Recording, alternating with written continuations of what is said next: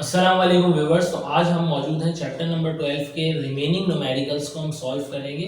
Chapter number 12 wave and sound, उसका numerical number 4 है, ये हम सॉल्व करने जा रहे हैं। न्यूमेरिकल नंबर 5 है जिसको हम सॉल्व करने जा रहे हैं। तो इसका डाटा बनाते हैं हम सबसे पहले। A body of mass 0.3 kg, तो बॉडी का हमें मास गिवन है m equals to 0.3 kg is attached to a horizontal spring if the value of the spring constant is 5 newton per metre. Value of the spring constant जो है वो हम k से represent करते हैं। स्प्रिंग कांस्टेंट जो कि हमारे पास गिवन है हमें 5 newton per metre. Find the time period of the body if it is given a small displacement.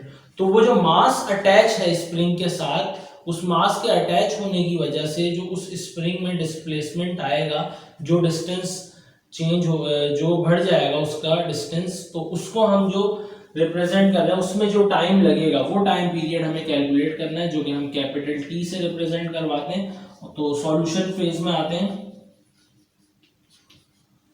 तो सॉल्यूशन में हमें फॉर्मूला यूज करना होगा टाइम पीरियड के लिए। तो वो फॉर स्प्रिंग, अगर हमारे पास स्प्रिंग से मास अगर अटैच्ड है तो उसमें जो टाइम पीरियड हमें लगेगा, मास अगर स्ट्रेच हो रहा है, तो वो टाइम पीरियड कैलकुलेट करने का जो फॉर्मूला है वो इक्वल होता है T equals to 2 pi under root m over k।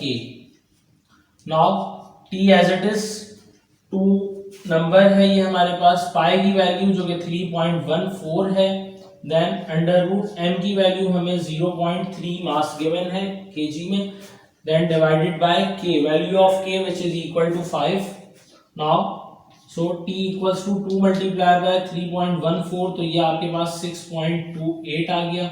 then under root आपने इसको डिवाइड किया 0.3 divided by 5 which is equal to 0.06। now the next one step is 6.28 as it is रहा। 0.06 का जब आपने रूट कैलकुलेट किया तो ये आपके पास बराबर होता है 0.2444।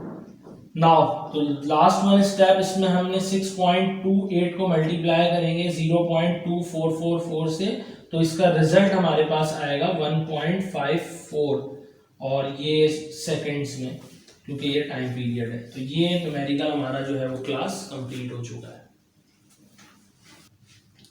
ओके क्लास, तो अब हम ये नेक्स्ट न्यूमेरिकल सॉल्व कर लेते हैं। न्यूमेरिकल नंबर 12.6 हमारे पास मौजूद है। इसका डाटा बनाते हैं। A piece of paper completes 50 vibration in 5 second. तो नंबर ऑफ वाइब्रेशन जो है वो हमें 50 गिवन है इन 5 सेकेंड। टाइम हमें गिवन है 5 second. When some waves pass through the pond through the surface of water, तो कुछ हमारे पास जो वेव्स हैं वो पास हो रही हैं surface of the water, water की जो पानी की जो सतह है उस पे से, जो पानी पर हमारे पास रिपेल्स आते हैं उनकी बात हो रही है, वेव्स जो आती हैं। Find the time period and the frequency of the piece of paper. तो हमें इसमें जो है वो टाइम पीरियड कैपिटल टी से आता है, जो कि एंड द फ्रीक्वेंसी, सेकंड चीज इसमें जो हमें कैलकुलेट करनी है frequency of the paper. If the wavelength of the wave is 10 centimetre, wavelength को हम लैम्डा से रिप्रेजेंट करते हैं, जो कि हमें गिवन है यहाँ पर 10 centimetre. Find the velocity of the wave, और इसमें हमें जो है वो वेलोसिटी भी कैलकुलेट करनी है। तो ये इसका डाटा कंप्लीट हो गया। अब हम इसके सॉल्यूशन के फेज में आ जाते हैं। नाउ सबसे पहले जो है वो फ्रीक्वेंसी को हम कैलकुलेट कर लेते हैं, जो कि हमारे पास बराबर होती है number of vibrations divide by time. Number of vibration को कुछ जो है वो यहाँ पर सिर्फ स्मॉल n से भी रिप्रेजेंट करते हैं, लेकिन आप VIB भी लिख सकते हैं इसको, नो प्रॉब्लम। तो नंबर फ्रीक्वेंसी आपके पास बराबर है number of vibrations upon seconds या टाइम पीरियड को आप रिप्रेजेंट करवा दें यहाँ। तो फ्रीक्वेंसी आपके पास जो है वो 50 को आप डिवाइड कर देंगे, 50 वाइब्रेशंस आ गए और 5 सेकंड, 5 1 और 5, ये आपके पास 10 हर्ट्ज फ्रीक्वेंसी की वैल्यू आ गई। नाउ सेकंड चीज, आपने टाइम पीरियड कैलकुलेट करना है, तो capital T which is equal to time period, and इसका फॉर्मूला आपके पास इक्वल होता है capital T equals to 1 over frequency. Now T equals to 1 upon 10 which is equals to now t equals to 0.1 seconds. Last चीज, तो ये हमारे पास जो है वो फ्रीक्वेंसी भी कैलकुलेट हो चुकी है और टाइम पीरियड भी हम कैलकुलेट कर चुके हैं। अब जो लास्ट वन चीज है हमारे पास वेलोसिटी, जो कि हमें मालूम करनी है। तो वेव वेलोसिटी का फॉर्मूला आपके पास इक्वल होता है v equals to frequency into wavelength F lambda. So v equals to frequency की वैल्यू आपके पास यहाँ पर आपने कैलकुलेट कर ली है, जो कि 10 हर्ट्ज आई है, एंड लैम्डा की वैल्यू जो कि आपको 10 सेंटीमीटर गिवन है।